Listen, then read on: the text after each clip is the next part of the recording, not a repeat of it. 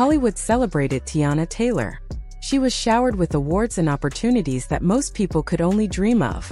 She won a Golden Globe, starred in a series created by Ryan Murphy, and even generated Oscar buzz. She signed a studio deal, received major media attention, and presented a polished, carefully crafted public image. On the surface, everything seemed perfect. But behind the glamour, there was one thing Hollywood never allowed her: complete creative control. According to comedian Katt Williams, that lack of control is exactly what scared the industry most. The moment Teyana stepped behind the camera and began making her own choices, she stopped being just a performer. She became a threat, not because of anything she did in public, but because of everything she had seen behind the scenes, the secrets she had learned, and the potential she had to reveal them. In his latest Netflix special, Katt makes one thing very clear: Hollywood isn't trying to silence Teyana because she's difficult. They want to erase her because she is dangerous. There is a huge difference between those two ideas, and understanding that difference is key to understanding Teyana's story.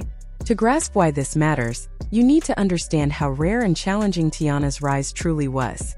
Hollywood has a way of keeping people in boxes. Most talent follows a single path. You are either a singer or an actor, a performer or a director. The system is designed to make artists specialized and dependent. Every opportunity is controlled by gatekeepers, people who profit from keeping artists obedient.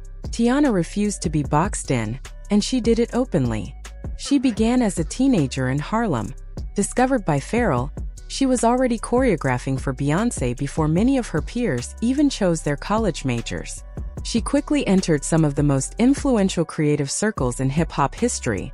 Signing with Kanye West's label at its peak was more than a record deal. It was entry into a vast ecosystem that influenced music, fashion, film, and the secret workings of the entertainment world. Teyana wasn't just an observer. She was in the rooms where deals were made, careers were built, and others were quietly torn down. Everyone assumed she was only focused on performing, but she was learning, observing, and remembering every detail. That knowledge would later become her greatest power. Before the Golden Globe and before Ryan Murphy noticed her, there was a moment when the industry almost silenced her completely. She went on Instagram to announce her retirement from music. Most media outlets spun it as a story of creative differences, but the truth was much deeper. Teyana had asked her label Def Jam to release her at least 10 times. Every time they ignored her. This wasn't a minor disagreement. It was a system refusing to let go of someone whose value they weren't done exploiting. Katt Williams points to this moment as a clear example of the industry's control. Her retirement wasn't a choice. It was a door being shut before she could open new ones. Eventually, she was released, but the delay hurt her momentum. Instead of fading away, Teyana pivoted to film, a space where contracts couldn't hold her back. This change altered everything. By 2024, Katt Williams was naming names, exposing systems, and documenting the ways Hollywood controls talent behind the scenes. Teyana Taylor's name now carries weight because she has been inside those same rooms, seen the contracts, understood the rules, and experienced the system firsthand. The very system that once tried to contain her is still in place, but she is no longer confined. She is free, aware, and in many ways unstoppable. Hollywood didn't suddenly decide Teyana was a problem. They have been treating her as one for over 15 years. The so-called blacklist isn't new. It has existed quietly behind closed doors until now, when the public can finally glimpse it. What makes Teyana's story different from other artists who have pushed back is the distinction between being in front of the camera and being behind it. Performers are managed carefully. Every detail of their image, their work, and their story is filtered through layers of people whose jobs and profits depend on keeping the talent productive and obedient. A performer is expected to follow rules, meet schedules, and never step out of line. Directors operate in a very different space. A director decides the story itself. They choose what is included, what is left out, which perspectives are highlighted, and what the audience ultimately sees. A director with full creative control has the kind of autonomy that Hollywood works hard to deny performers. Teyana's directorial debut, Get Light, is a perfect example. Paramount Pictures is attached, and the film is rooted deeply in the culture she grew up in. It tells a story from a perspective that has never had this level of studio support, budget, or distribution before. On the surface, it's a milestone, a project that would normally be celebrated as groundbreaking.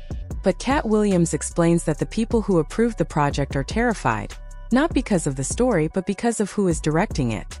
They know what she is capable of including if she chooses to stop being careful. This fear is not unfounded. Filmmakers have always found ways to communicate truths that cannot be spoken directly. They embed hidden messages, coded references, and symbolic imagery for audiences willing to look closely. This tradition is especially strong in Black cinema, where openly challenging power has historically come with serious consequences. Directors communicate within the frame and trust the audience to understand. Yet, Get Light has faced unexpected delays. Its release timeline went quiet, and Paramount stopped promoting it publicly. In any other context, these pauses might seem normal, but the silence, combined with other events, raises questions. Around the same time, Teyana's relationship with Aaron Pierre quietly ended. Officially, it was explained as scheduling conflicts and career tensions, a familiar story. But the timing, just weeks after Katt Williams began exposing the industry, felt suspicious. The internet hasn't stopped speculating. Beneath all of this lies a clear pattern. Hollywood has a documented system for neutralizing Black women once they gain enough power to become uncontrollable. First, rumors are planted. She's difficult, she's emotional, she's hard to work with. No incidents are cited.